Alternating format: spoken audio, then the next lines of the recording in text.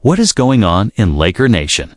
The entire NBA world is holding its breath, waiting for one man's decision, and that man is LeBron James. Will he stay? Will he go? Will he retire? Every day feels like a new chapter in this saga. And just when we thought we might get a clue, Lakers Governor Jeanie Buss drops a bombshell of, well, nothing. That's right. In a recent interview, Jeanie Buss revealed that LeBron has given the Lakers front office no indication about his plans for the future. First off, let's look at Jeanie's exact words.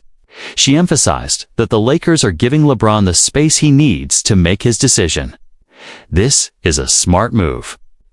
After 21 seasons, countless playoff battles, and carrying the weight of multiple franchises on his shoulders, the man has earned the right to take his time. Pushing him for an answer would be a terrible look and could backfire spectacularly. By publicly stating they're being patient, the Lakers are showing respect not just to LeBron the player, but to LeBron the icon. They're basically saying, you've given us everything, so take your time. We'll be here when you're ready. This is classic front office PR, but it's also a genuine reflection of the power dynamic here. LeBron holds all the cards. Now, what are his options? The big one on the table is a player option for next season worth over $51 million. He can pick that up and run it back with the Lakers for at least one more year.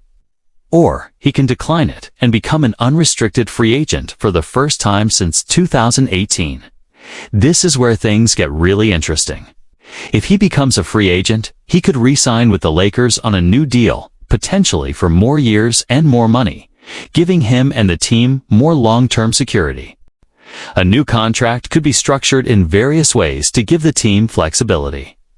Or, and this is the scenario that keeps Lakers fans up at night, he could sign with another team. Let's talk about those other teams. The Philadelphia 76ers have been mentioned a lot. They have a ton of cap space and an MVP-caliber center in Joel Embiid.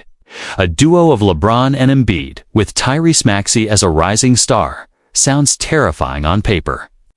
It would instantly make them a title favorite in the East. Then there's the Golden State Warriors. The idea of LeBron teaming up with his old rival Steph Curry is the stuff of basketball fantasy. While their cap situation is tricky, but the most compelling, and perhaps most likely, scenario outside of Los Angeles involves his son, Bronny James. Bronny has declared for the NBA draft while maintaining his college eligibility. The dream of LeBron playing on the same NBA team as his son is something he's spoken about for years. It would be a historic, unprecedented moment. If a team drafts Bronny, does that automatically mean LeBron follows? His agent, Rich Paul, has tried to downplay this, saying LeBron's decision isn't solely tied to Bronny's draft location.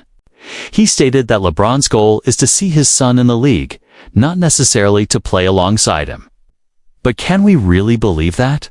A team like the San Antonio Spurs, with a generational talent like Victor Wembanyama and a legendary coach in Greg Popovich, were to draft Bronny, wouldn't that be an incredibly tempting situation for LeBron to finish his career?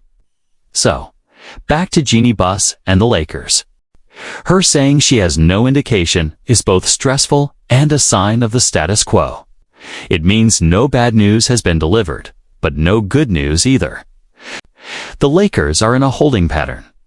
They make any major roster moves until they know what's happening with their $51 million elephant in the room. Do they need to build a championship contender around LeBron and Anthony Davis? Or are they about to enter a post-LeBron era, needing to retool around AD as the sole superstar?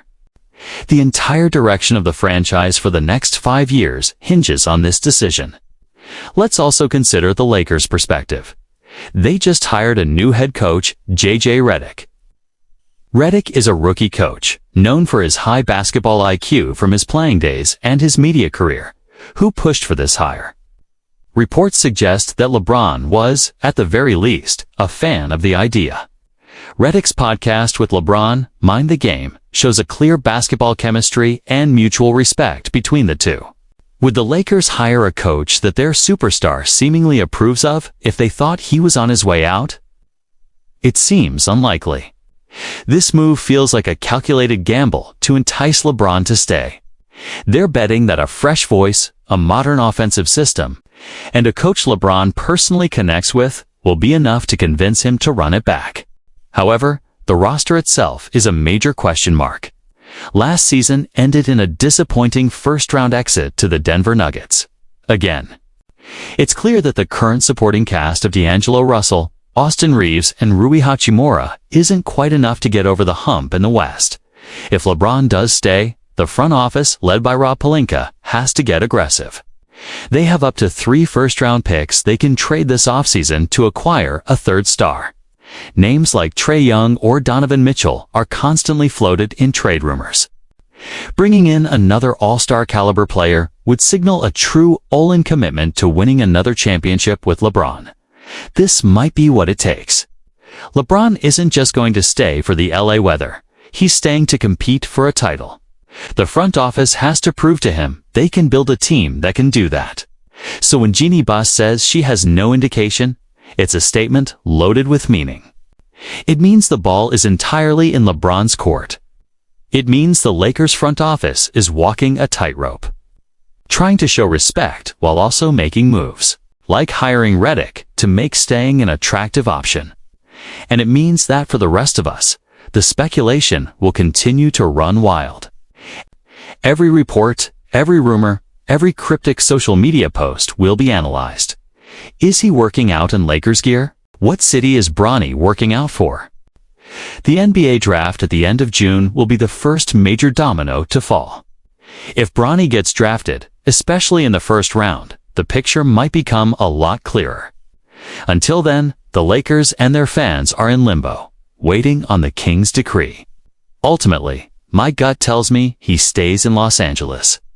The business ties, his family's comfort, the Hollywood connections, and the legacy of being a Laker are all powerful forces. And the Lakers have the assets to make a significant trade to improve the team. Declining his option and signing a new, longer-term deal seems like the most logical path. It gives LeBron security and gives the Lakers a better chance to build around him. But this is LeBron James. He's always been a master of controlling his own narrative and career path. If he decides to chase the historic father-son dream or make one last run with a different contender, no one could blame him. Jeanie Buss knows this. Rob Pelinka knows this. And that's why they're waiting, patiently and nervously, just like the rest of us. What do you think he'll do? Let me know your predictions in the comments below. Thanks for watching, and be sure to subscribe for all the latest on this developing story.